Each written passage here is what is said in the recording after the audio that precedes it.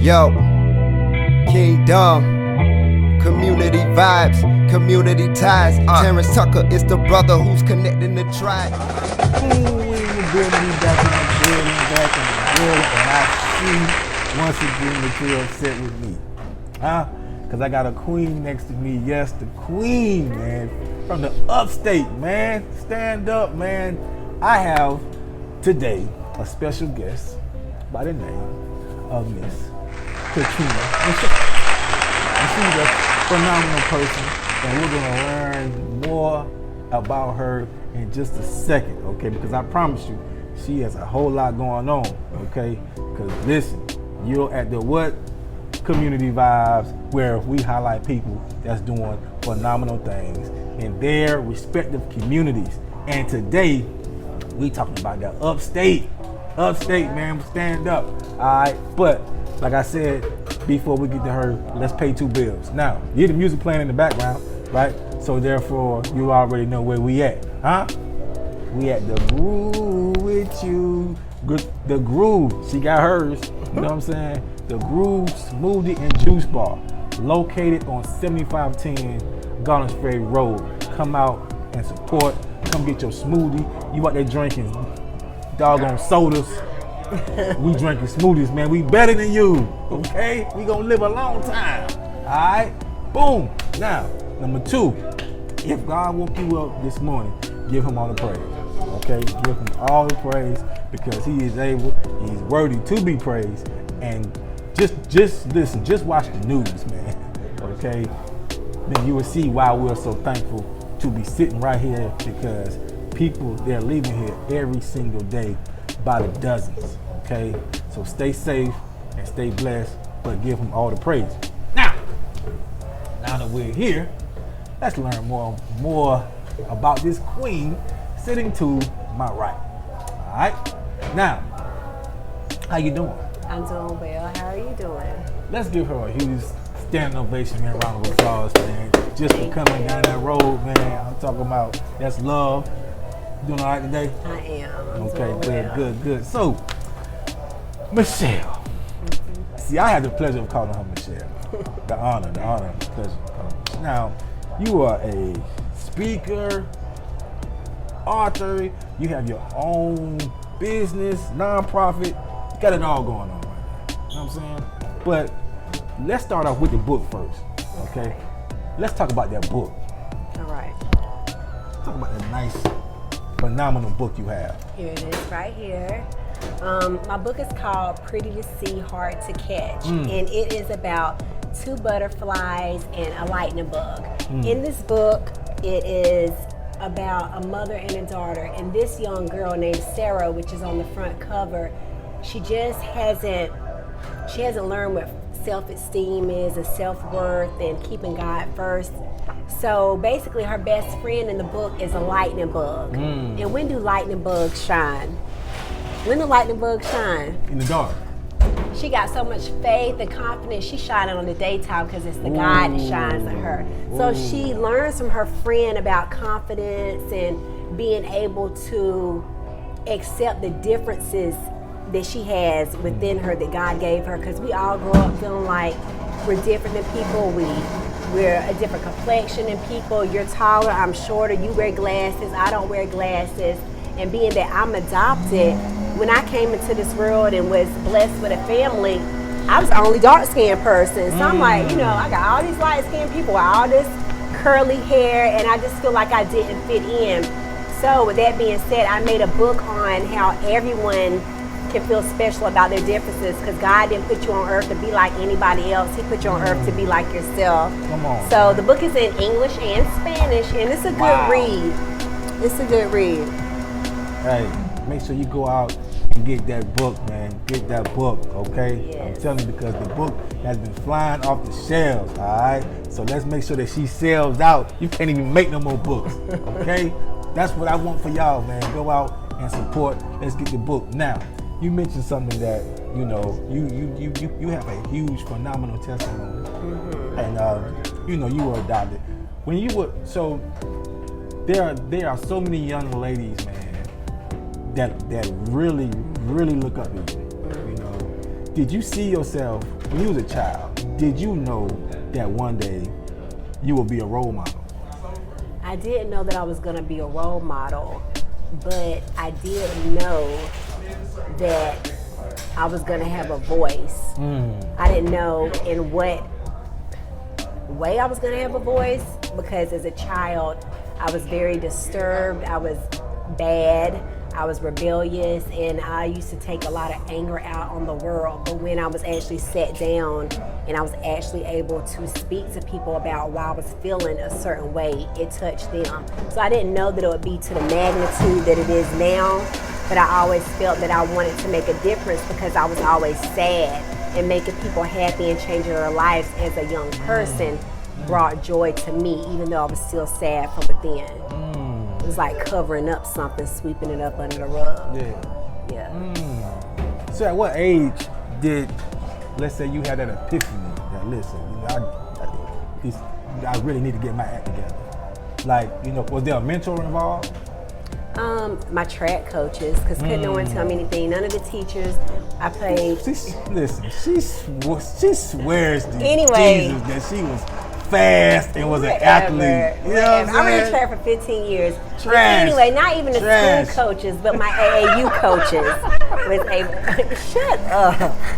Anyway, my AAU coaches were able to get me to listen, and they stirred me in the right direction. So that probably was the 10th grade. Okay. So it wasn't too late, but it was right before, you leave high school. After I got in trouble at one school, going to another school, it's like, okay, you got to get your act together if you want to be somebody in life. You have the potential, you have what it takes. God has already given you everything that you need to conquer the world, but you got to know that from within, and you got to get your act together so that you can get there. So I was kind of scared of them, and it mattered to me what they thought. So, we all have those mentors that we kind of do more. You're doing it for them more than yourself, and then when you get older, you realize that it was for yourself. Yeah. Right. So let me ask you this then. You went to college, right? And you got a degree. What college did you go to? I went to USC Upstate. Upstate, stand up, man. USC Upstate in the building. Listen, I told you she represents hard for the Upstate. Okay? All right. You know what I mean? Now, when you graduated, how did it feel knowing where you came from to now having a college degree? You know what I'm saying? Like what was that feeling like? I mean, it was a big accomplishment from within, because I didn't think that I would get to that point. I knew that I could, but that mental and physical setback that I had, because something was always in my mind, sometimes I couldn't concentrate on certain things, but it just felt so good because of the fact that I did it. And I don't know my background, I don't know my mother or my father, but I felt like I did that for myself and for my parents that actually adopted me. So it was a huge accomplishment. I just felt like people can take things away from you, but they can't take away your knowledge and your education. They can't take that away from you. Yeah. Right. That's crazy, man, because I knew how it felt when I got my degree. And it felt like just a huge accomplishment, man. Yeah. And my parents were there, but I can only imagine how you felt just knowing your story, and knowing all the trials and tribulations that you've been through. But no one knew my story. It was still a secret. It's not a secret. So keeping it all in. It was hard because the times I want to break down, times that I was mad, times that I just didn't understand life. But it was kind of like one of those moments when you just kind of like a breakthrough, because at that time I still didn't tell anybody because I'm very private, and I don't want people to feeling sorry for me. I don't want anyone to give me something just because of that. I want to earn because of Gotcha. So let me ask you this: at what age did you start feeling comfortable with, let's say, with sharing your story? Not even age, but at what point? When I was receiving therapy, and my therapist said, you need to write down a game plan in order to be able to tell your children that you are adopted, because I felt like I was living two lives. My daughter has a friend that is adopted, and I'm private. I didn't want to write a game plan, so me writing on paper ended up manifesting into a book on how I felt instead of a game plan. So it took until I was 38 years old to accept that. I lived all my life and I just accepted the fact that I am adopted. Wow. So was like writing, was that therapy for you? It was, because I felt that I was going to help others. This book doesn't necessarily say that I am adopted. It doesn't even say that at all. But it says I felt different. And the first line in the book is like, hello, beautiful. Because every time I go to the stores, even coming through here, I'll speak to a little girl. They always turn around like this. They don't even know who you're talking to, as if no one is calling them beautiful. Everyone does not get that at home. So, yeah, writing is therapeutic for me. It is. That's why even when I text, I don't text just a little bit. I'm like overwhelming with it, because I just like to get my point across. Gotcha. Okay. So, knowing, first of all, you're a phenomenal mother, and knowing that now your kids see your growth, they see your success. Not every. So let me ask you. So when I was growing up, my mother was a secretary, and my dad worked hard. You know what I'm saying? But nobody had their own business. You know what I mean? Nobody started their own business or anything like that. Your kids see you, right, working hard, right, starting your own business, right, writing a book. You know what I'm saying? How does that make you feel, knowing that you're leaving that legacy for them? Not only leaving a legacy, they both are doing things on themselves. My son has his own nonprofit organization as well. What's the name of it? Dragonfly Outreach, nonprofit organization in Greenville, South Carolina. I know that you have to live for yourself, but once you have children, it is about you, but it's not. Right. So even when I first moved here from Atlanta back home, my kids like, you should be a tiger. I'm like, what kind of tiger? They're like, Clemson tiger. And I was like, what you mean? It's like, be a tiger. Guess what I did? I enrolled in the master's program. I don't know what I was thinking. But I actually got my master's from Clemson. It ended up being a good thing, but you say the best to last, Gamecocks and Clemson. But, with them seeing me struggle as a mother in all aspects, it pushes them like, they're doing it. They're really doing it, and it's because they're seeing me do it, and it feels good. I mean, you can't predict anybody's future. You couldn't predict mine. I don't talk about any kids, no judgment zone, because I don't know what my kids are going to do in the future. They might mess up. They may be in jail. They may do something, but as of now, I'm very proud of them, and I think what I've been through and what they're seeing me do pushes them, because they don't have an excuse because I'm a single mom. I'm doing it by myself. So let me ask you this, Dan. Prior to the, COVID-19, you know what I'm saying? You was doing events, book signings, speaking engagements, events, right? How has COVID, man, just stopped everything for you? How have you been, my question, how's your mental health going through all that? Knowing that things just stopped because you had so much planned, right? So many things planned. We all did. My mind went crazy for about maybe a month, just trying to figure out what I'm gonna do next. You know what I'm saying? So how did you go through it?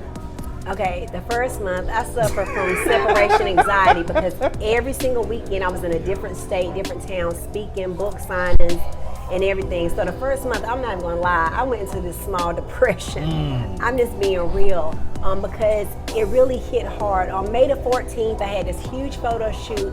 I received an international award, Women of Excellence, and that's when things were supposed to be rolling. That happened Saturday. That Monday, everything was shut down. So I'm just like, oh my goodness, what am I gonna do? Fell into a little depression. I left the corporate world. So I'm blessed that I left the corporate world, because that was a leap of faith, because I feel like if I wouldn't have when I did, I wouldn't have a job, because now I'm an educator. So I was like, oh my goodness, I have a job. So with that being said, I sat for a couple of weeks and I said, what can I do? I have all of these businesses. What should I do with them? So that's when I started Katrina Michele Presents. and I put all of my businesses under one, so it could be one-stop shop. And I just kind of use that time to find myself again. I mean, it's hard sitting at home, but you have to make the best for whatever it is. I purchased my first home during the COVID. I'm on a second project. I have one book, but hint, hint, another one is coming. I'm working on a project, but during this time I've been able to, I've had a good 2020. I mean, this is probably one of my best years. Even though it's been at home, I've been able to do a lot of stuff that I've dreamt to do. So it's been hard, but I almost can't complain about it. Can't complain about it. Won't do you no good. Yeah. Because you're still blessed, been blessed. Now, you talk about how you are an educator, and you're teaching at Burns High School. Now, how's that? Well, I love teaching because it's not even about teaching the subject at hand. I teach personal finance and I teach web page design. And I did leave the corporate world because I wanted to be able to work for myself. But being that I have two nonprofit organizations, I knew that working with children was still my niche. So I took the praxis test, and you can only teach whatever it is that you went to school for. So I went to school for accounting and business administration, so I was only approved for finance and computer classes and all of that. So my first year teaching, I mean, it was so rewarding. I love it. I would not trade it for the world. I know some teachers, they may not like it, it's boring, it may be hard, but I had the corporate world to compare that to. You know, I was at the top, I was a senior manager, I was over 900 people, but I was working with all men of different races, and all of them were making six figures, but I made enough just for that situation. So I said, if I go into education, they say educators don't make a lot, but I know what I'm gonna make straight across the board, and everybody making the same thing that I make, and they can't get over on me just depending on education and your year. So I love teaching. I mean, I love getting up, I love meeting new students, I love making a difference. I love it. I got you. Because you are making a difference. You're making a huge difference.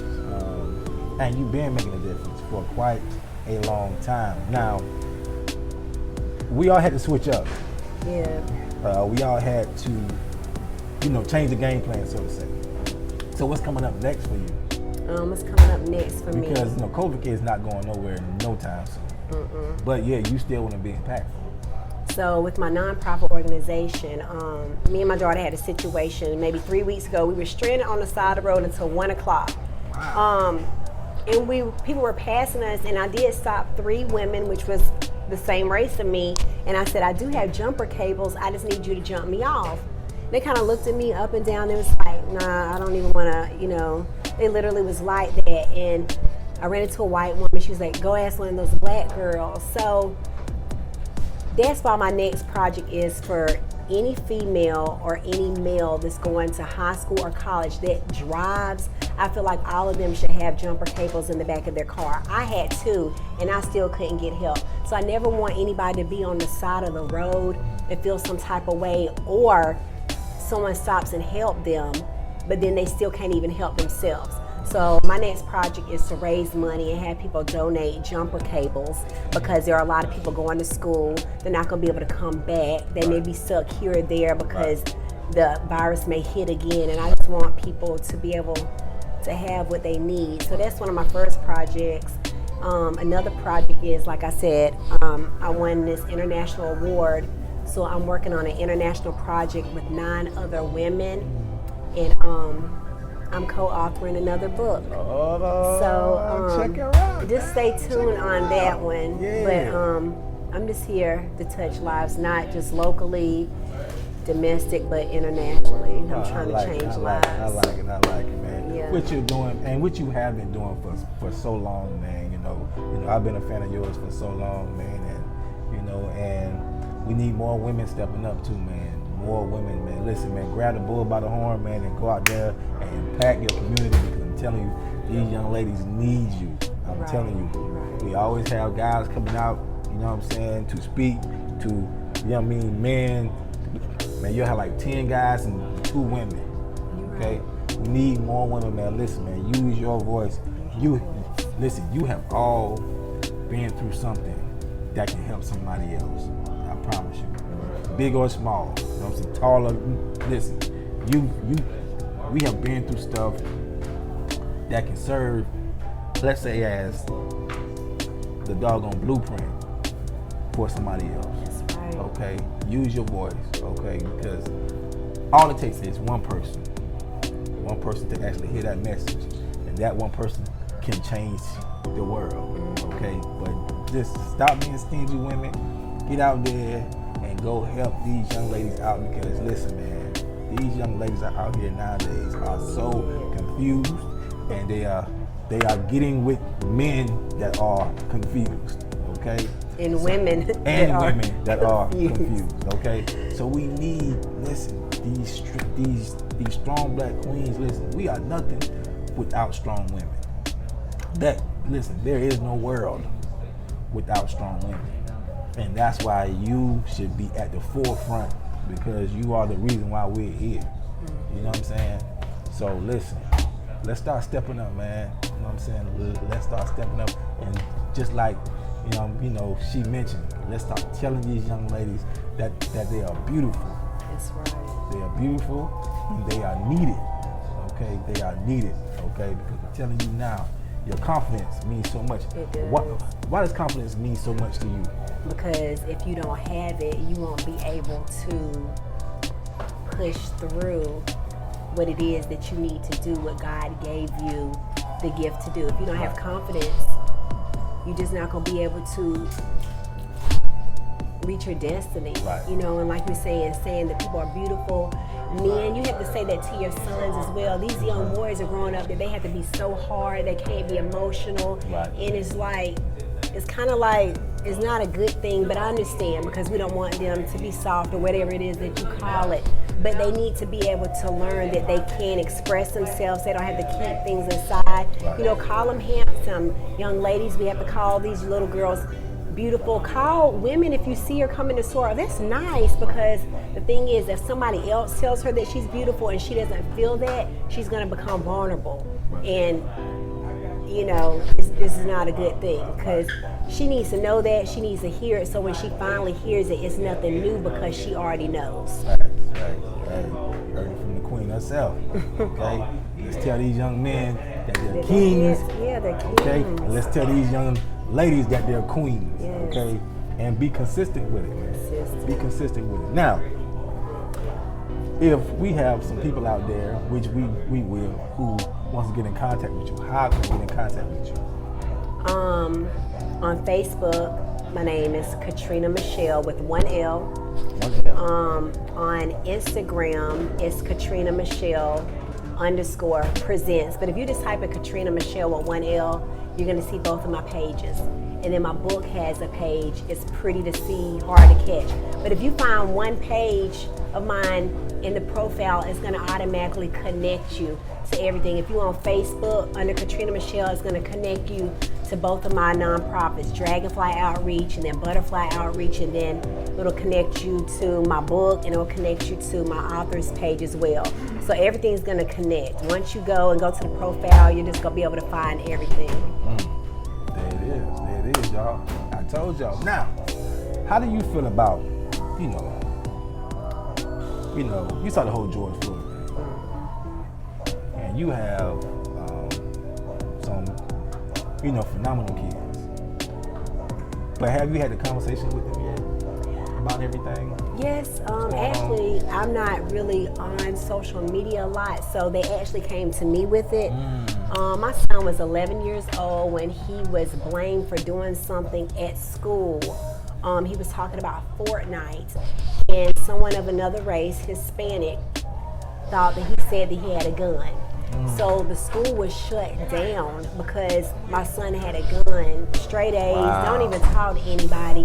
So to keep a long story short, my son has had to go through what a grown man has had to go through, being searched, being taken down to, the county and everything. We went to court, we had to do all of this, and at the end of the day, of course, he was not guilty.